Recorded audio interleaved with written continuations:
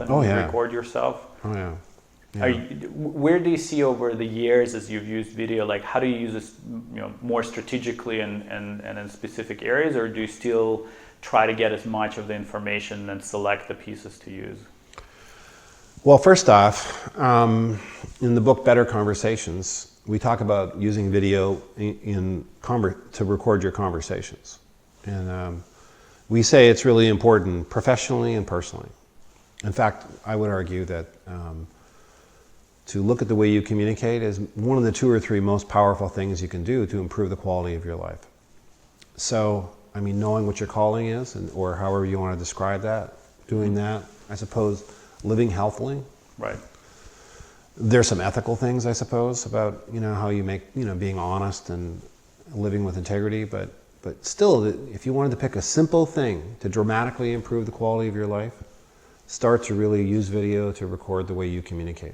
Work on the way you communicate at work and at home. As you're developing a video technology, one of the best ways we were able to discover and have our own insights is to have lots of people in our team using it. So we have even somebody like software engineers on a regular basis, like they have daily stand-ups and they have kind of all processes and review cycles and planning cycles. Right. All of that is now on video for us, and it's such a the first couple of times they had to do it was kind of strange and new, but now they're just doing it automatically. There's never a question, should we not record it on the video? Everything gets recorded.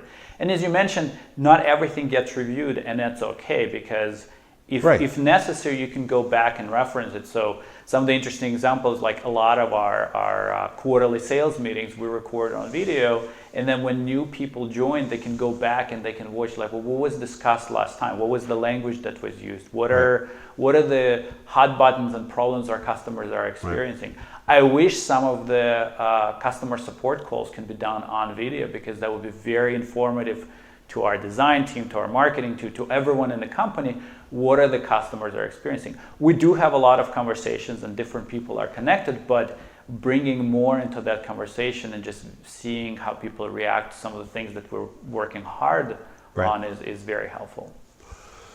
So in terms of my professional practice, when I use video, I usually zone in on one particular thing. So it might be like I looked at the beginning of the lesson or the presentation, how I tell stories, how I set up activities.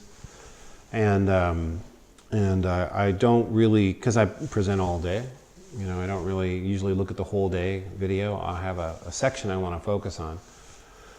And the thing is, as a teacher, if you got 180 days to iterate. Right. So, if a teacher, particularly working with a coach who has knowledge of instructional practices, where you can take some time every day to look at the video.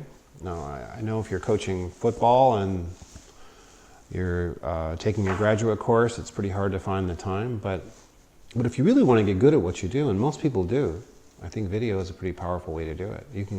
You can really use it to follow that design cycle that you guys use. Right, absolutely.